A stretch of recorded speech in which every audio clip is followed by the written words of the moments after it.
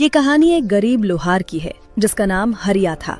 वो लोहे की विभिन्न चीजें बनाकर उन्हें बेचता था और उसी से अपनी पत्नी के साथ अपना जीवन यापन करता था। अरे धनराज भाई, कहाँ जा रहे हो? या फिर मेरे ही पास आए हो कोई लोहे की चीज बनवाने? बताइए क्या बनवाना है, मैं उसे एकदम बढ़िया और मजबूती से बना कर दूंगा। अरे हरिया, मेरे इतने भी बुरे दिन नहीं आए हैं कि मैं तुझसे कोई लोहे की चीज बनवाऊं। तेरे जैसे गरीब से भला क्या उम्मीद रखूं? बेकार में पैसे ही बर्बाद हो जाएंगे। मैं तो दूसरे गांव के लोहार के पास जा रहा था, तुझे देखा तो बस रुक गया। खैर, अब मैं चलता हूँ। ऐसा कहकर धनराज वहां से चला गया। हरिया गरीब था, इसलिए गांव के ज्यादातर लोग उसका मजाक उड़ाते थे और उससे कुछ भी बनवाने नहीं आते थे। इसी कारण कभी कभी हरिया को अपना घर ठीक से चलाने में भी काफी दिक्कतों का सामना करना पड़ता था। हे भगवान, मैंने जीवन में कभी किसी के साथ बुरा नहीं किया और ना ही किसी का बुरा सोचा, फिर मेरे साथ ही आप ऐसा क्यों कर रहे हैं?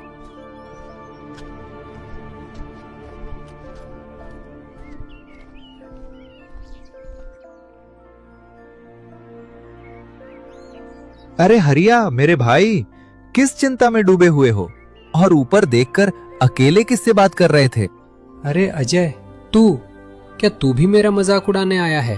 गांव के ज्यादातर लोग तो मेरा मजाक ही बनाते रहते हैं। गरीब हूं तो क्या मेरे पास दिल नहीं है? क्या मुझे बुरा नहीं लगता? मैं यहाँ मेहनत करके अपना पेट पाल रहा हूँ, फिर भी लोग मुझे इतना नीचा क्यों दिखाते हैं? अरे हरिया मेरे भाई, इतनी सी बात पर तुम उदास हो जाओगे तो दुनिया का सामना कैसे करोगे? यहाँ सब ऐसा ही है, कोई किसी के बारे में नहीं सोचता। हमारे समाज में जिनके पास धन दौलत नहीं होती, उन्हें सम्मान नहीं मिलता, बल्कि उनका मजाक बनाया जाता है। यही दुनिया का नियम है। तुम्हें बिना हार माने अपनी लड़ाई लड़ते रहना है। एक दिन सफलता खुद चलकर तेरे पास आएगी। हाँ भाई, तेरी बात सही है। मुझे हार नहीं माननी है और मेहनत करते रहना है, तभी एक दिन सफलता जरूर मिलेगी। वैसे तू बता, कहाँ जा रहा है? मैं तेरे पास ही आया हूँ। मुझे सब्जी काटने के लिए एक चौपड़ बनवानी है। अभी मैं तुझे कुछ पैसे दे देता हूँ और बाकी पैसे कल चौपड़ लेते समय दे दूंगा। ऐसा कहकर अजय ने हरिया के हाथ में कुछ पैसे रखे और वहां से चला गया।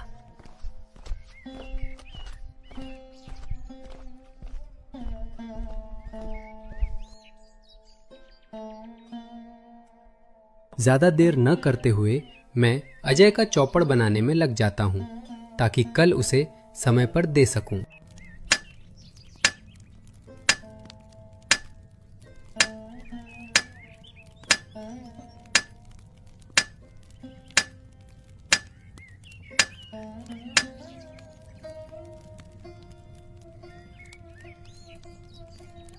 ज्यादातर काम तो हो ही गया है। अब आज शाम तक इस चौपड़ को पूरा कर लेना होगा, ताकि मैं कल अजय को उसका चौपड़ समय पर दे सकूं। अभी थोड़ी देर विश्राम कर लेता हूं, फिर दोबारा काम में लग जाऊंगा। ये है लोहार हरिया का घर, जहां वो अपनी पत्नी के साथ प्रेम और सुकून से अपना जीवन बिता रहा था। हरिया की पत्नी का नाम पावनी था, जो बहुत ही धैर्यवान और समझदार महिला थी। वो हर सुख दुख में हरिया का हाथ थामकर उसके साथ कदम से कदम मिलाकर चलती थी। इनके दुकान चले जाने के बाद घर बिल्कुल सूना सूना लगने लगता है। घर के कामों में लगी रहती हूँ तो इतना ध्यान नहीं जाता, लेकिन जैसे ही सारे काम खत्म हो जाते हैं, अकेलापन महसूस होने लगता है। खैर, अब शाम होने ही वाली है, वे भी आते ही होंगे।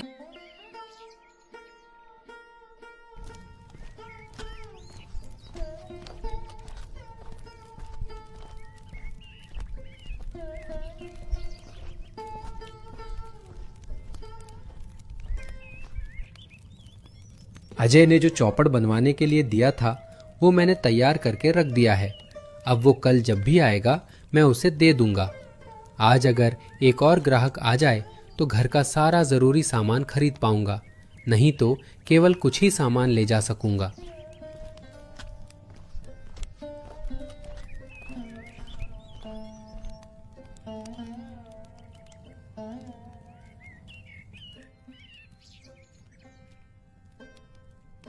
अरे राजेश भाई, आइए, बताइए आपको क्या बनवाना है। जो भी काम होगा मैं उसे पूरी मेहनत और लगन से तैयार कर दूंगा। आप बस हुक्म कीजिए, आपको क्या बनवाना है। मैं पूरी कोशिश करूंगा कि आपका काम बेहतरीन तरीके से पूरा हो। अरे हरिया, मुझे पता है कि तू कितना अच्छा काम करता है, इसलिए तो गांव का कोई भी आदमी तेरे पास कुछ बनवाने नहीं आता। सब लोग पास के रामू के पास ही जाते हैं और मैं भी वहीं जाता हूँ। मुझे तो लगता है कि तुझे ये काम छोड़कर मजदूरी करना शुरू कर देना चाहिए। तेरे पास वैसे भी ग्राहक तो आते नहीं हैं।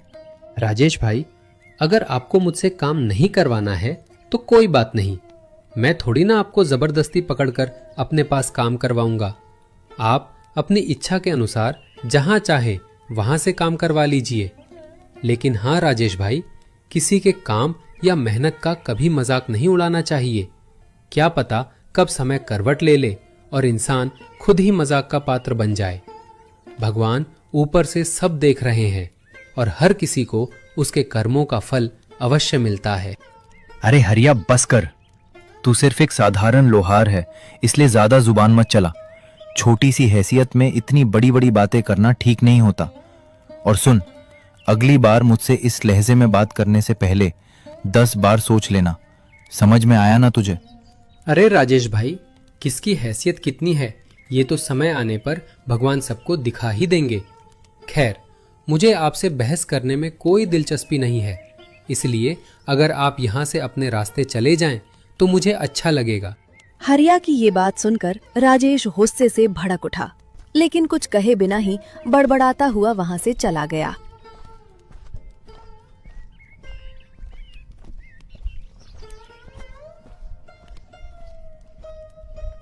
पता नहीं लोग मुझसे इतना नाराज क्यों रहते हैं। मैंने तो आज तक किसी का बुरा नहीं किया, फिर भी लोग मुझसे लड़ने झगड़ने पर उतारू रहते हैं। इन्हीं लोगों की वजह से जो लोग मुझसे काम करवाना चाहते हैं वे भी मेरे पास आना बंद कर देते हैं।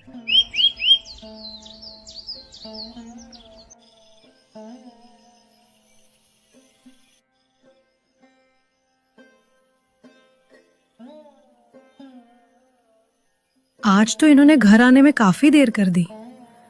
वैसे तो ये शाम होते होते घर आ जाते हैं, लेकिन आज तो पूरी तरह रात हो गई है। पता नहीं दुकान पर ठीक ठाक ग्राहक आए भी होंगे या नहीं। इन्हें तो हमेशा बस ग्राहकों की ही चिंता लगी रहती है। चारों ओर रात का गहरा सन्नाटा छा चुका था। सभी लोग अपने अपने घर लौट चुके थे, लेकिन हरिया अभी भी अपनी दुकान पर बैठा किसी ग्राहक के आने का इंतजार कर रहा था। आज तो अजय के अलावा एक भी ग्राहक नहीं आया। अगर ऐसा ही चलता रहा तो घर चलाना सचमुच बहुत मुश्किल हो जाएगा। मैंने आज तक कभी किसी का बुरा नहीं किया, बल्कि किसी के बारे में बुरा सोचा तक नहीं। फिर भी लोग मुझसे काम नहीं करवाते और ऊपर से तरह तरह के ताने भी सुनाते हैं।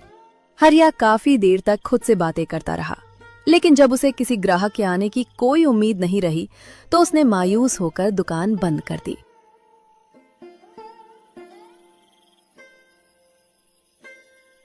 आज तो शायद भाग्यवान भी चिंता कर रही होगी।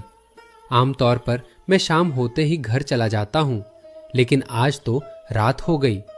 खैर, अब शायद रोज ही देर हो जाया करेगी, क्योंकि ग्राहक आते ही नहीं हैं। पता नहीं क्यों सबको मुझसे ही शिकायत रहती है, लेकिन मैं हार मानने वालों में से नहीं हूँ। मैं मेहनत करता रहूंगा और अपने काम में लगा रहूंगा। अब घर की ओर चलना चाहिए।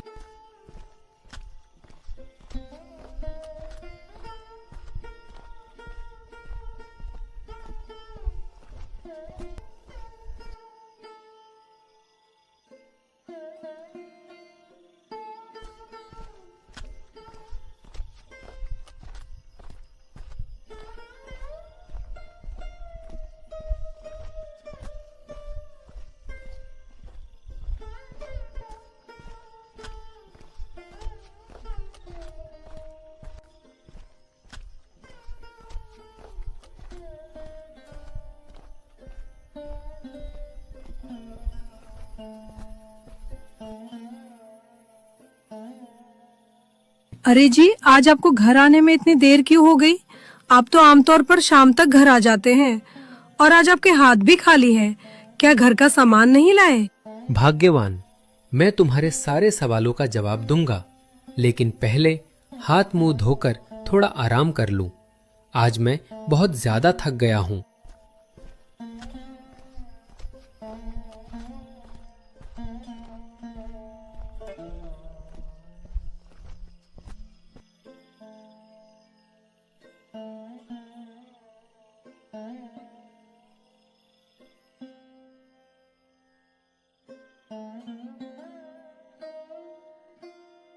अच्छा जी, अब तो बताइए आज आपको इतनी देर क्यों हो गई और घर का सामान भी नहीं लाए? क्या कोई बात है? आप मुझे थोड़े चिंतित भी लग रहे हैं। भाग्यवान, तुम्हें तो पता ही है कि गांव के ज्यादातर लोग मुझे ताने सुनाते रहते हैं और मुझसे कोई काम भी नहीं करवाते। जो 2-4 लोग मेरे पास काम करवाने आते थे, बाकी लोगों ने उन्हें भी भड़काकर मेरी दुकान से दूर कर दिया। आज तो पूरे दिन में सिर्फ मेरा दोस्त अजय ही एक चौपड़ बनवाने आया था। ऐसे में घर का सामान लाने लायक पैसे भी नहीं जुट पाए। बस इसी वजह से मेरा मन बहुत उदास है। अरे जी, आप तो हमेशा मुझसे कहते हैं कि जीवन में कभी हार नहीं माननी चाहिए। परिस्थितियां कैसी भी क्यों ना हो, हमें अपना हौसला बनाए रखना चाहिए। तभी तो जीवन में एक ना एक दिन सफलता जरूर मिलती है। और आज आप खुद ही इतने मायूस हो गए। नहीं भाग्यवान, मैं हार नहीं माना हूँ, बस बुरा लगता है। मैंने कभी किसी का बुरा नहीं किया, फिर भी लोग मुझे ताने सुनाते हैं और मुझसे नफरत करते हैं। जो 2-4 लोग मुझसे काम करवाते थे, उन्हें भी बहला फुसलाकर मेरी दुकान से दूर कर दिया गया। बस यही सब बातें मुझे चिंता में डाल देती हैं। खैर, तुम चिंता मत करो, मैं हार मानने वालों में से नहीं हूँ। मेहनत करता रहूंगा और जीवन में आगे बढ़ता जाऊंगा। हाँ जी, अब आई ना आप जैसी बात। अब आप आराम कीजिए, मैं रसोई में जाकर खाने का इंतजाम करती हूँ। खाना बनते ही मैं हम दोनों के लिए यही परोस कर ले आऊंगी।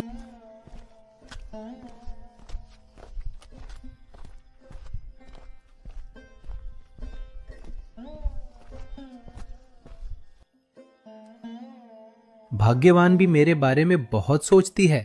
अगर मैं उसके सामने यूं ही चिंतित रहूंगा तो उसे भी मेरी चिंता सताने लगेगी। इसलिए उसके सामने हमेशा मुस्कुराकर और हिम्मत से रहना ही बेहतर है। बेवजह उसे परेशान करके मैं उसकी चिंता क्यों बढ़ाऊं?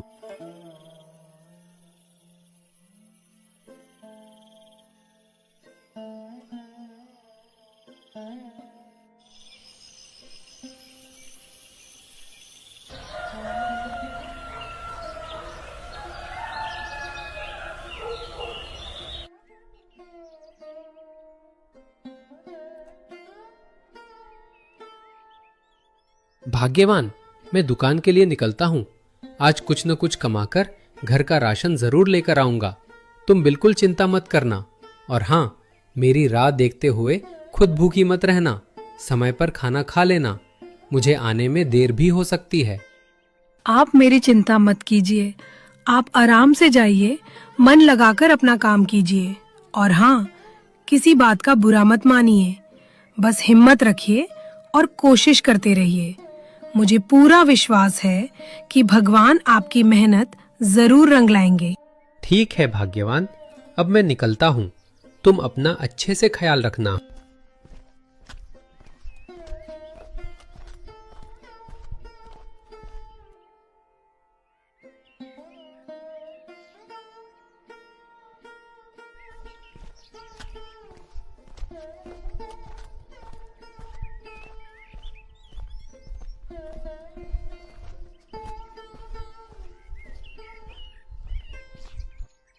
हरिया दुकान पर पहुंचकर फटाफट दुकान खोल देता है। कल तो अजय के बाद एक भी ग्राहक नहीं आया। पता नहीं आज कोई ग्राहक आएगा भी या नहीं। अजय भी शायद थोड़ी देर बाद अपना चौपड़ लेने आएगा। हे भगवान, आज किसी तरह 2-4 ग्राहक भेज दीजिए ताकि मैं घर का जरूरी सामान लेकर जा सकूं।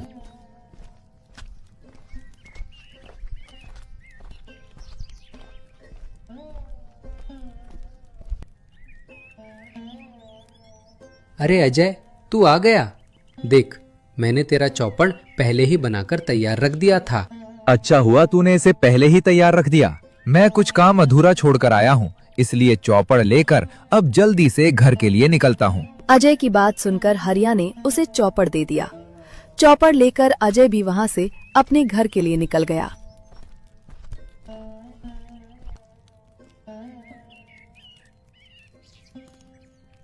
हे भगवान, आज बस 2-4 ग्राहक भेज दीजिए, नहीं तो भूखे रहने की नौबत आ जाएगी। प्रभु, मुझ पर अपनी कृपा कीजिए।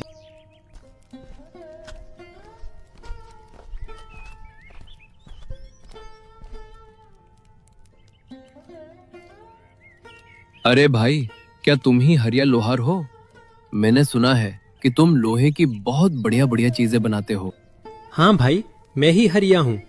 मैं कितना अच्छा लोहे का सामान बनाता हूँ, इसकी तारीफ तो मैं खुद नहीं करूँगा, लेकिन मैं हमेशा पूरी कोशिश करता हूँ कि हर ग्राहक का काम पूरे मन और ईमानदारी से करूँ और उसे बेहतरीन बनाकर दूँ।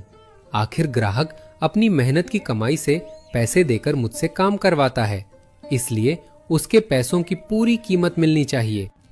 हरिया भाई, मुझे तुम्हारे हुनर के बारे में अच्छी तरह पता है।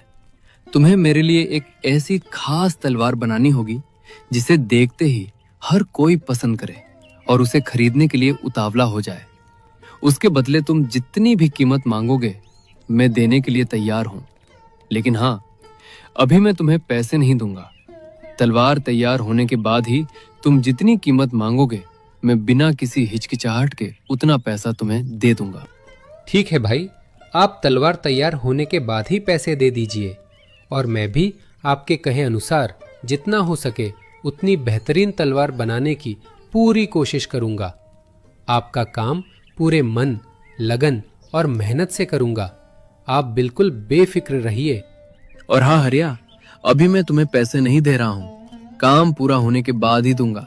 लेकिन अगर तुम्हारे घर के लिए किसी सामान की जरूरत हो तो घर जाते समय रमेश की दुकान से ले जाना। मैं उसे पहले ही कह दूंगा कि पैसों की चिंता ना करे, हिसाब मुझसे कर ले। तुम बस अपने घर के लिए जो भी जरूरी सामान हो बेझिझक ले जाना। अब मैं चलता हूँ, तुम अपने काम में लग जाओ।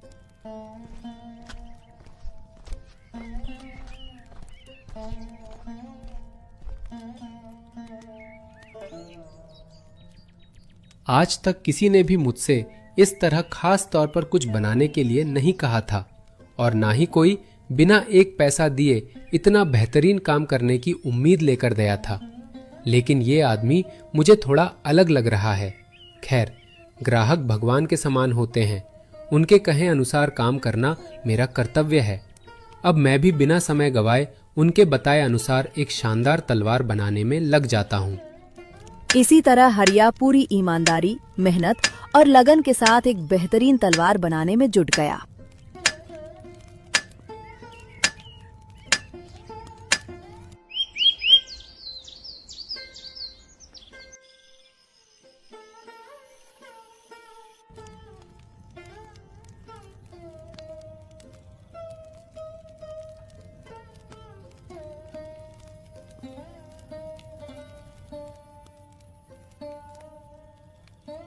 आखिरकार पूरे दिन की कड़ी मेहनत के बाद मैंने एक बेहतरीन तलवार बना ही ली।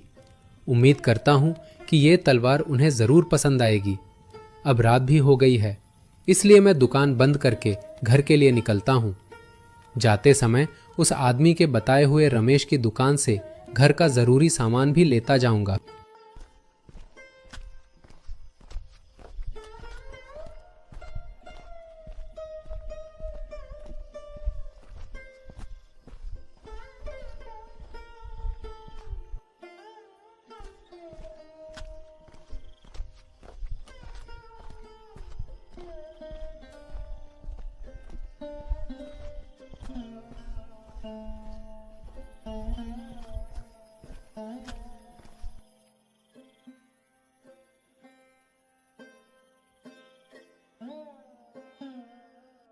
भाग्यवान, आज दुकान पर एक थोड़ा अजीब आदमी आया था। उसने मुझसे एक बेहतरीन तलवार बनवाने को कहा।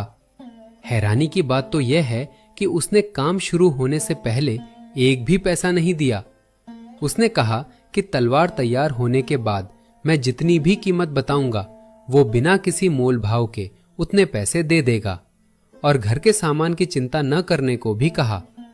उसने बताया कि उसके जान पहचान वाले रमेश की दुकान से उसका नाम लेकर जो भी जरूरी सामान चाहिए ले आऊं। पैसों का हिसाब वो खुद रमेश से कर लेगा। अच्छा जी, ये सब तो ठीक है, लेकिन आपने उनके लिए बेहतरीन तलवार बनाई है या नहीं? ग्राहक चाहे जैसा भी हो, हमारे लिए तो वो भगवान के समान होता है। उनके कहे अनुसार उनका काम पूरी ईमानदारी और लगन से करना ही हमारा कर्तव्य है। उनके जाते ही मैं तलवार बनाने में लग गया था। उसे तैयार करने में काफी समय लग गया, क्योंकि उन्होंने कहा था कि तलवार ऐसी होनी चाहिए जिसे देखते ही हर किसी को पसंद आ जाए और उसे खरीदने का मन करने लगे। उसी काम को पूरा करने में मेरा पूरा दिन निकल गया। तलवार तैयार करके ही मैं अभी घर पहुंचा हूँ। अच्छा जी, ठीक है, आपने बहुत अच्छा किया कि उनके कहे हुए दिन पर ही एक बेहतरीन तलवार बनाकर तैयार कर दी।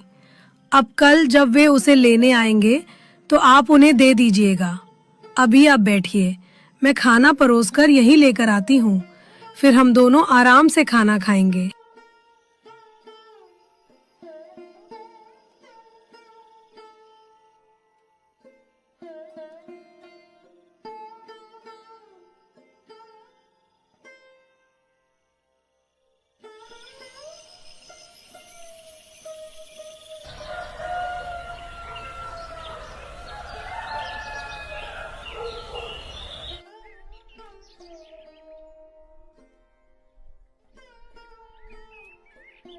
उस आदमी के कहे मुताबिक मैंने उनकी बेहतरीन तलवार तो तैयार कर ली है। अब बस यही सोच रहा हूं कि वे उसे लेने कब आएंगे।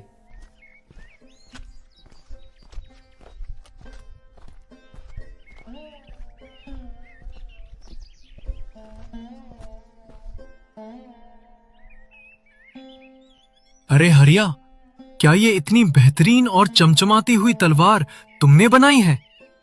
अरे ये तो सचमुच सोने की तरह चमक रही है। जरा इसका दाम तो बताओ भाई, ये मुझे बहुत पसंद आई है। मैं इसे खरीद लेता हूँ। अरे नहीं भाई, मैं यह तलवार आपको नहीं दे सकता। दरअसल इसे बनवाने के लिए एक आदमी ने मुझसे कहा था। मैं उनके भरोसे को तोड़कर यह तलवार किसी और को नहीं बेच सकता। अरे हरिया, पैसों के सामने इतनी ईमानदारी दिखाकर कोई फायदा नहीं है। इस तलवार की जितनी भी कीमत होगी मैं तुम्हें उसका दुगना दूंगा।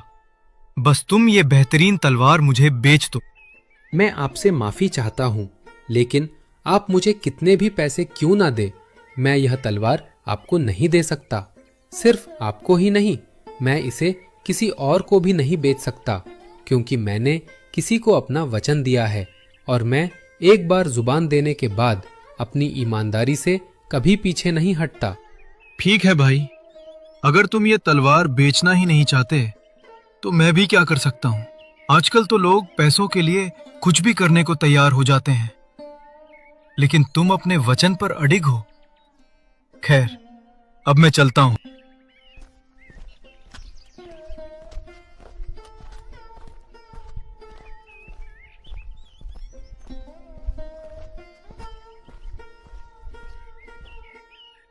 इसी तरह हरिया अपनी ईमानदारी पर अडिग रहकर उस आदमी का इंतजार करता रहता है। बीच बीच में कई लोग उस अनोखी तलवार को खरीदने के लिए आते हैं। बहुत से लोग उसकी कीमत से कहीं ज्यादा पैसे देने की भी पेशकश करते हैं, लेकिन हरिया अपनी ईमानदारी और दिए हुए वचन के रास्ते से कभी नहीं दिखता।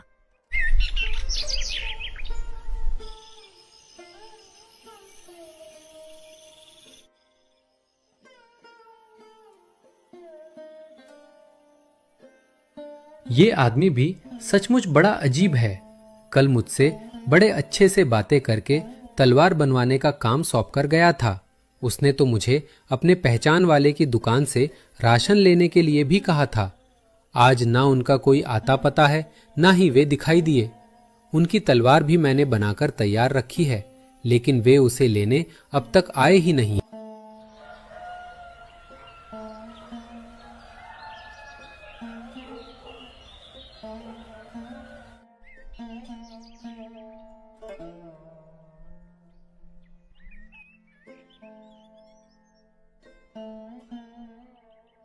अरे जी, वो जो एक आदमी हमसे एक अनोखी तलवार बनवाने के लिए कहकर गया था, क्या वो अपनी तलवार लेने आया था? क्या उसने तलवार ले ली? नहीं भाग्यवान, वह आदमी अभी तक अपनी तलवार लेने नहीं आया। पता नहीं आखिर क्या बात है। अब तो हाल यह है कि जो भी दुकान के सामने से गुजरता है, इस अनोखी तलवार को देखकर इसे खरीदने के लिए रुक जाता है। मैं जो भी कीमत बताऊं, चाहे जितनी भी हो, लोग देने को तैयार हैं। लेकिन जिस आदमी ने मुझ पर भरोसा करके ये तलवार बनवाने की जिम्मेदारी सौंपी है, मैं उसी का इंतजार करूंगा। उसके भरोसे को मैं किसी भी कीमत पर टूटने नहीं दूंगा। हाँ जी, आपकी बात बिल्कुल सही है। खैर, अब आप दुकान के लिए निकल जाइए, नहीं तो देर हो जाएगी। भगवान करे आज आपका दिन अच्छा बीते और कुछ अच्छे ग्राहक भी मिल जाएं। पावनी की बात सुनकर हरिया मुस्कुराया, फिर बिना कुछ कहे चुपचाप वहां से अपनी दुकान के लिए निकल गया।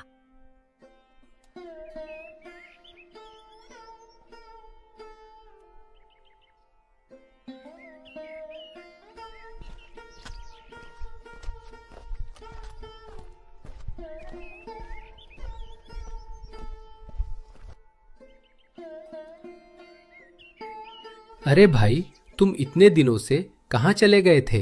तुमने मुझसे एक अनोखी तलवार बनवाई, घर का राशन वगैरह खरीदने के लिए कहा और फिर चले गए। उस दिन के बाद से ना तो तुम आए, ना ही तुम्हारा कोई आता पता मिला। अरे हरिया, शांत हो जाओ मेरे भाई। ये रामू है और ये मेरा ही सेवक है। दरअसल मैंने ही इसे तुम्हारे पास एक बेहतरीन तलवार बनवाने के लिए भेजा था। साथ ही मैंने तुम्हारी एक परीक्षा लेने की योजना भी बनाई थी और उस परीक्षा में तुम पूरी तरह सफल रहे हो। ये बात सुनकर हरिया हैरान रह जाता है और कहता है, परीक्षा? कैसी परीक्षा? और मैं उसमें सफल कैसे हुआ? मैंने तो कुछ भी नहीं किया। आपकी बातें सुनकर मुझे बहुत हैरानी हो रही है। कृपया मुझे पूरी बात विस्तार से समझाइए। हरिया, ये तुम्हारी ईमानदारी की परीक्षा थी और उसमें तुम पूरी तरह सफल रहे। इतने दिनों में जो कई ग्राहक इस अनोखी तलवार को उसकी कीमत से 10 गुना अधिक धन देकर खरीदना चाहते थे, उनमें से कुछ लोग मेरे ही भेजे हुए थे। लेकिन तुमने अपनी ईमानदारी का साथ नहीं छोड़ा और रामू के आने का धैर्यपूर्वक इंतजार करते रहे। तुम्हारी यही ईमानदारी देखकर मैं बहुत प्रसन्न हूं। अब तुम्हें गरीबी में जीवन बिताने की आवश्यकता नहीं पड़ेगी। आज से मैं तुम्हें एक सम्मानपूर्ण और सुखी जीवन दूंगा। मैं आपकी बात समझ गया, लेकिन एक बात अब भी मेरी समझ में नहीं आई कि आपने ऐसा क्यों किया। आप तो मुझे जानते भी नहीं थे। अरे हरिया, तुम सच में बहुत नादान हो, लेकिन उतने ही ईमानदार इंसान भी हो। सुनो, आज से लगभग 2 साल पहले की बात है। मेरे पिताजी गांव के बाहर थोड़ी देर टहलने के लिए गए थे, यानी तुम्हारे गांव की ओर। पता नहीं अचानक शरीर इतना हल्का क्यों लगने लगा है। इस बुढ़ापे में कब कौन सी बीमारी आ जाए, कुछ कहा नहीं जा सकता। अब तो मैं घर से भी काफी दूर आ गया हूँ। आखिर अब मैं क्या करूं? हे भगवान, अब तो पेट में दर्द भी शुरू हो गया। अब मैं कहाँ जाऊं, क्या करूं? जिस गांव की ओर टहलते हुए जा रहा था, वहां तक भी नहीं पहुंच पाया और इधर अपने घर से भी काफी दूर आ गया हूं।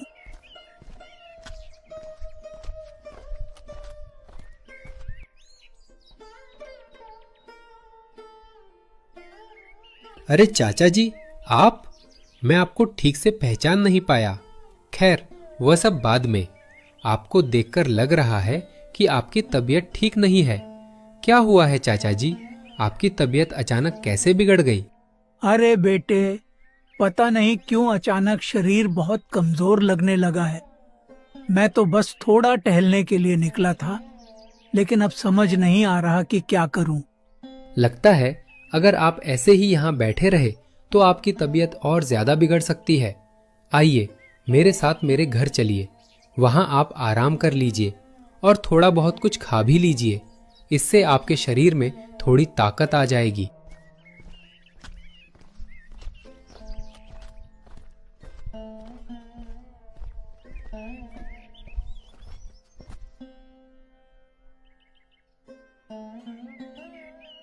तो वे आपके पिताजी थे, लेकिन मैंने तो सिर्फ इंसानियत के नाते उनकी मदद की थी। इसके लिए मेरी ईमानदारी की परीक्षा लेने की क्या जरूरत पड़ गई?